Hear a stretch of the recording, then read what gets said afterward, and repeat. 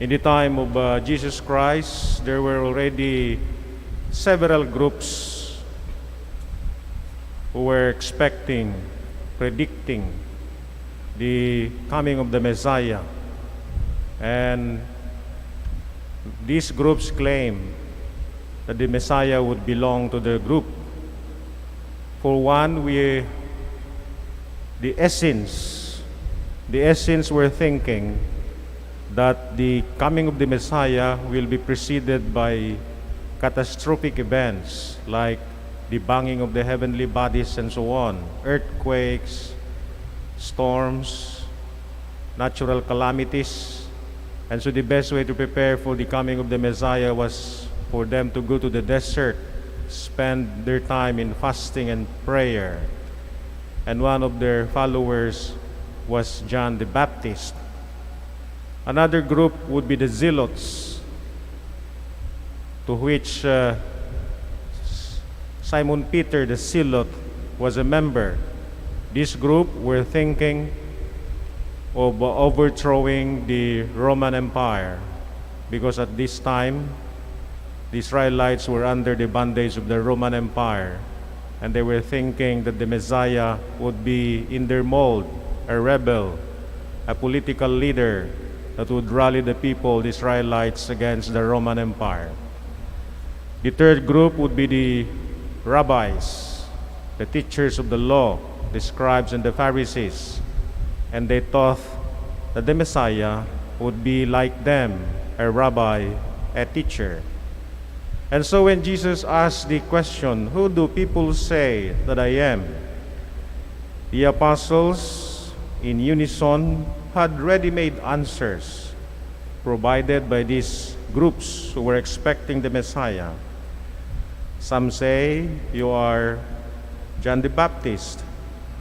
Others say, "You are Elijah, or one of the prophets of old." But Jesus was not satisfied with ready-made answers. And so he asked his apostles, "Who do you say that I am?" Sino ba ako sa inyo? Anong papel ko sa buhay ninyo? Why? Because Jesus, in calling the apostles or the disciples, was not only providing them information. It's so easy to provide information, to provide knowledge. But Jesus was going beyond providing information, because he was introducing to them a way of life. That's why he said, "I have come to cast fire on the earth, and how I wish the blaze were ignited." A life of service, a life of love, a life dedicated to the service or at the service of others. No greater love than this, than to lay down your life for your friends. And so, Jesus rebuked the apostles, because although Peter answered rightly when he said, "You are the Messiah of God, the anointed one, the chosen one," a general consensus among them was that the Messiah, or Jesus, would be a political leader who would rally the Israelites against the Roman Empire, who would bring back the glory days or the golden days of the Davidic kingdom, when the Israelites were never under a foreign power, when King David conquered all his enemies. But Jesus dosed cold water on such expectations when he said in the gospel, "The Son of Man must suffer greatly and be rejected by the elders, the chief priests and the scribes, and be killed, and on the third day be raised." The apostles must have been discouraged, because their expectations were unmet by Jesus. In fact, they were quarreling that when Jesus would assume his role as king of Israel, they were quarreling that one should sit at his right and at his left. But Jesus said, I must suffer and die. So how are we going to follow Jesus? Jesus gave us an inkling, especially for us who are following Jesus more closely as religious, as candidates to the priesthood. I must suffer. You must also suffer. Anyone who wishes to follow after me must forget himself, take up his cross, and follow me. But what kind of suffering? When you are languishing in prison for paying a crime that you have committed against humanity, that's not the kind of suffering that Jesus is talking about. Or when you are languishing on a hospital bed because you have abused yourself with substance abuse like alcohol or drugs, that's not the kind of suffering that Jesus is talking about. Or, for example, you're a sportsman who wants to capture the an Olympic medal, like Heidelin, who trained for 16 long years before she was able to capture that golden trophy, gold medal. That's what you call purgative suffering. You have to undergo many trials, strict regimen, like sportsmen, like soldiers, the Navy SEAL, because they want to improve, they want to become better in their trade, to develop their skill. You have to undergo a high degree of body punishment. That's not the kind of suffering that Jesus is talking about, what you call purgative. What Jesus is talking about when he said, I must suffer, the kind of suffering that Jesus is talking about is what you call salvific, redemptive suffering. When you suffer, when you undergo pain, when you undergo trials, when you sacrifice for the other. I have come that you may have life, Jesus said, life in its fullness. When a father sacrifices so much, he goes to the Middle East and works there for years. That is what you call redemptive sacrifice, salvific. It is life-giving. The father is willing to sacrifice, to be away from his loved ones, because his main purpose is to give a better future, to earn much more to support the family.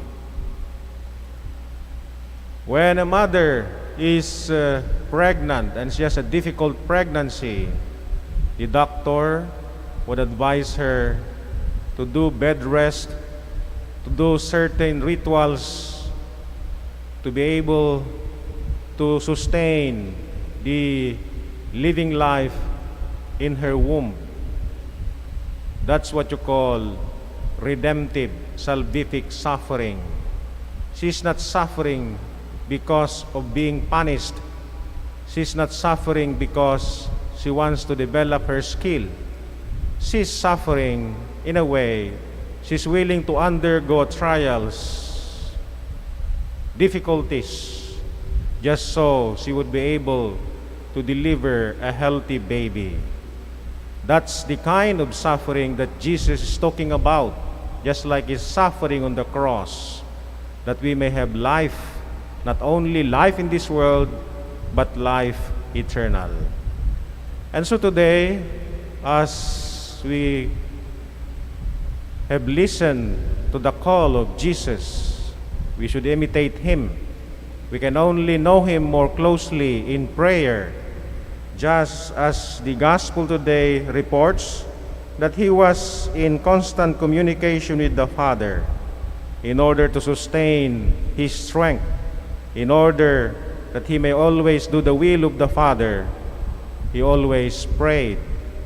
And so in the same manner, in the same way, we can come to know Jesus more closely, not only about Jesus, but a personal relationship with Jesus, because Jesus said, I will no longer call you servants, but friends, because I have revealed to you everything that the Father has entrusted to me.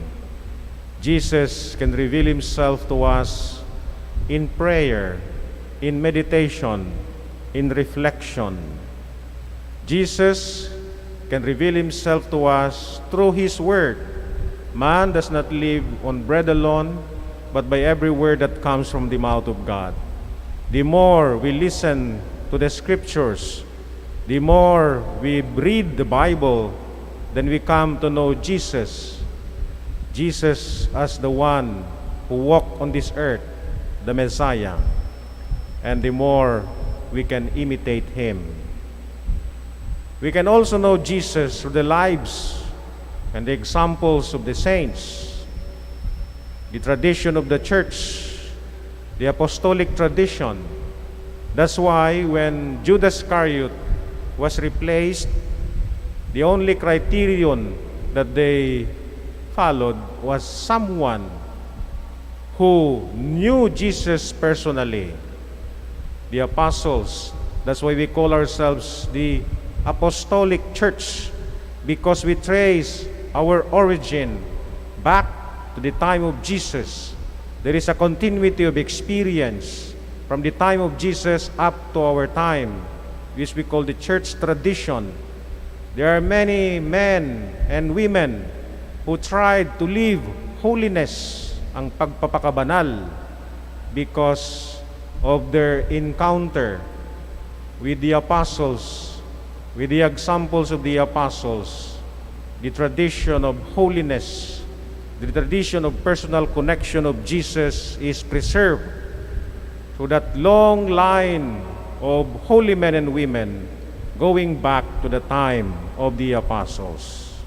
Hindi po totoo yung sinasabi ni Presidente Duterte na walang silbi ang mga santo because they live centuries ago. Yung mga santo, yung mga banal, they try to preserve the tradition of holiness, yung pagpapakabanal mula nung kapanahunan ng ating Panginoon Jesucristo, mula nung kapanahunan ng mga apostoles, mga disipulos, hanggang sa kasalukuyang panahon. They continue the tradition of knowing Jesus not only in terms of the intellect or understanding, but knowing Jesus, the Jesus who touched their hearts. It is only when Jesus touches our hearts that we can follow him in a personal way. Dito po sa Pilipinas, 85% are Catholics. Pero kung minsan napakalungkot sapagkat maybe only 40 or half of that are practicing Catholics.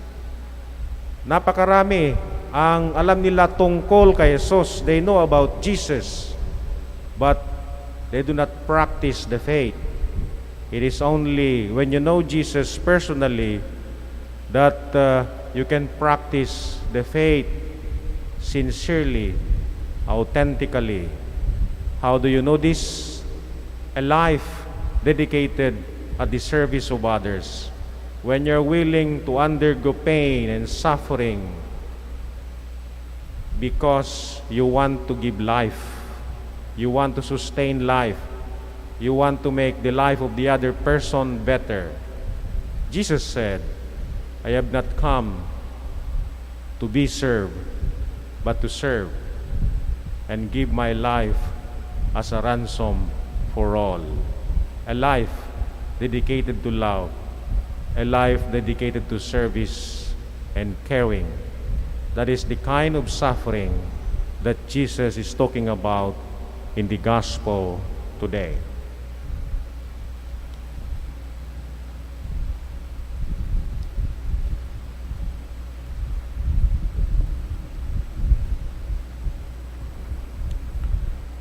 It is our faith in Jesus